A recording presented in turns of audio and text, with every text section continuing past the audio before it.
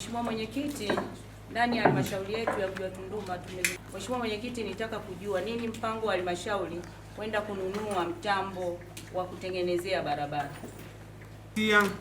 Kwanza kabisa nawapongeza wananchi ambao wanafungua barabara kwa nguvu zao.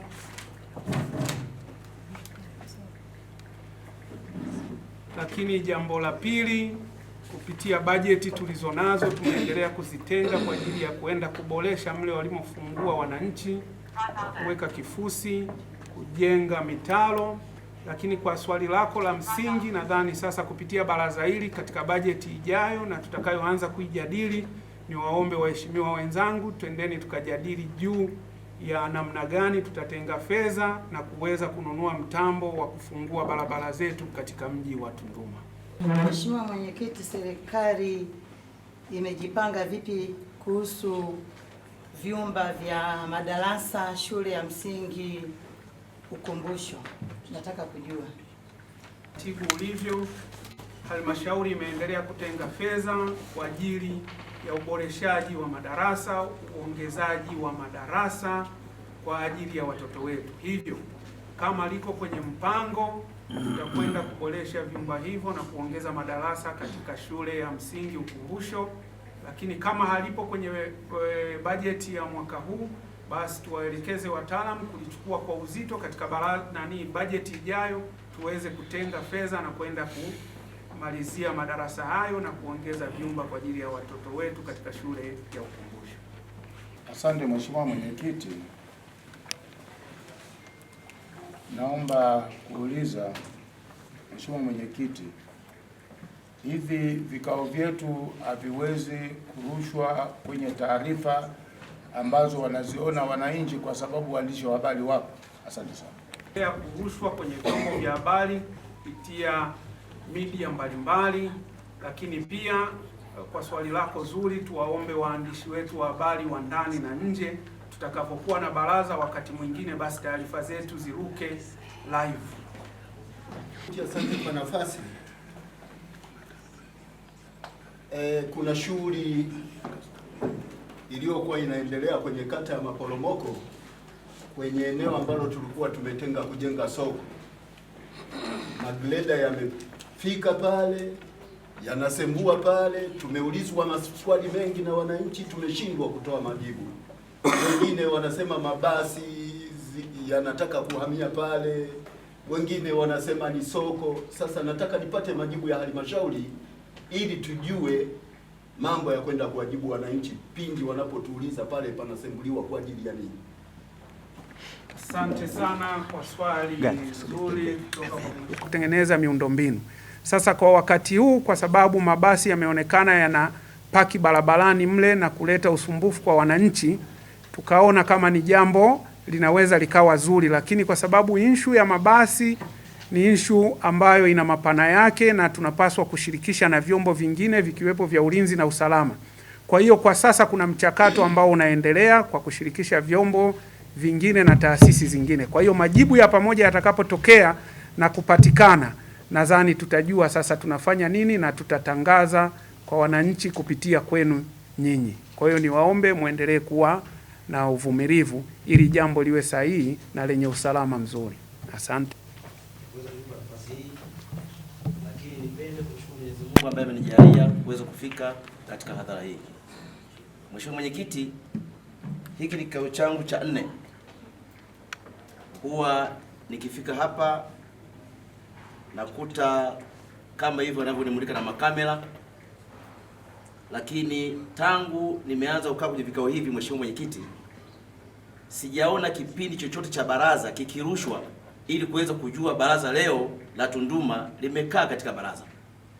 Sasa nashindwa kujua kuna kanuni nayo kuzuia baraza letu siweze kurushwa au ni mipango tu ya halmashauri ndio inafanya baraza siweze kurushwa. Asante Mheshimiwa Mwenyekiti. Taarifa za baraza kuwa na mipaka. Taarifa za baraza zimekuwa zikirushwa wakati wote. Kwa hiyo tuwaelekeze na kuwaomba waandishi wa habari waendelee zaidi kurusha taarifa zetu, kuvuka mipaka na kwenye vyombo vingi, na tunaendelea kuwakaribisha na waandishi wa habari wengine ambao hawapo katika ukumbi huu katika nyakati zingine, ili taarifa zetu zifike mbali zaidi. Lakini kama tulivyosema mwanzoni, mkurugenzi, angalia namna nzuri kupitia vyombo vyetu vya ndani, kama baraza linaendelea hapa, kama kuna uwezekano wa kurusha live katika mitandao ya kijamii tuwe tunarusha live. Asante. Asante Mheshimiwa Mwenyekiti. Mimi nilitaka kujua ni nini ili tatizo la wakulima wadogo wadogo wenye kubeba mahindi gunia 10, gunia 3 kukimbizwa na kukamatwa, ni lini ili tatizo litakoma? Sana kwa swali zuri. Nadhani tunaielekeza halmashauri ya mji Tunduma kwa maana ya wataalamu kuachana na tabia hiyo ya kuwaharasi wananchi wetu wale wanaokuwa wamebeba gunia 1, 2, 3 na watengenezee mazingira mazuri ya kufanya shughuli zao pasipokuwa na kero zozote. Hivyo tunaomba utekelezaji ufanyike kwa kufata sheria, taratibu na miongozo iliyowekwa. Asante mwenyekiti kwa kunipa nafasi. Mheshimiwa Mwenyekiti, nilikuwa nataka kujua ni sababu gani inayosababisha gari zetu za halmashauri zinaenda umbali mrefu wilaya ya Mbozi kwenda kupata mafuta, wakati halmashauri yetu ina sheli ambazo wanaweza kupata mafuta. Ni sababu gani inayosababisha? Asante. Diwani wa viti maalum halmashauri ya mji wa Tunduma analotaka kujua kwa nini magari yanakwenda umbrefu mwingi kwenda kuchukua mafuta wakati na sisi tuna sheli zetu. Mwongozo wa serikali, gari zote za serikali zitakunywa mafuta katika sheli za serikali. Kwa kuanzia, serikali imeweka kila mkoa sehemu ya kunywa mafuta katika sheli za serikali.